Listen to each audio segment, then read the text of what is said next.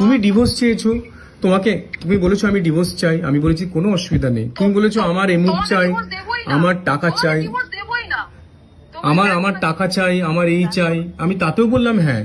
তুমি আজকে আমার ব্যাংক অ্যাকাউন্ট না এগুলো, এটা তোমার ব্যাংক অ্যাকাউন্ট নয় তো। লাইনই কেটে দিল। আমি সত্যি করে ভাবতে পারছি না তুমি হঠাৎ করে ব্যাংকের অ্যাকাউন্টের সমস্ত টাকা ট্রান্সফার করে নিলে। এটা তো একটা অদ্ভুত ব্যাপার।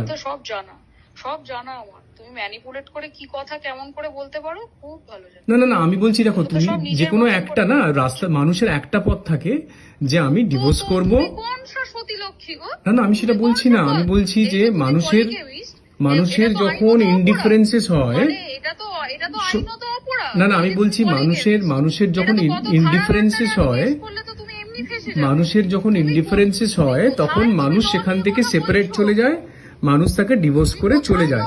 এবং ডিভোর্সের যখন যা যা তার দরকার, যে আমাকে এই দিতে হবে সেই দিতে হবে, আমি তো প্রথম থেকে বলে এসেছি যে আমার কোথাও কখনো কোনো অসুবিধা নেই। এবং আমি তো তোমার নামে বাড়ি সমস্ত আমার টাকা দিয়ে তোমার অ্যাকাউন্টে করেছি, আমার টাকা দিয়ে তোমার মায়ের ফিক্সড ডিপোজিট করেছি, আমার টাকা দিয়ে সমস্ত কিছু আমার টাকা দিয়ে করেছি। আরো ভালো ভালো খবর দেখতে সাবস্ক্রাইব করুন বাংলা হান্টের ইউটিউব চ্যানেল। বাংলা হান্টের আরো খবর দেখতে নজর রাখুন। বাংলা খবর মানেই বাংলা হান্ট।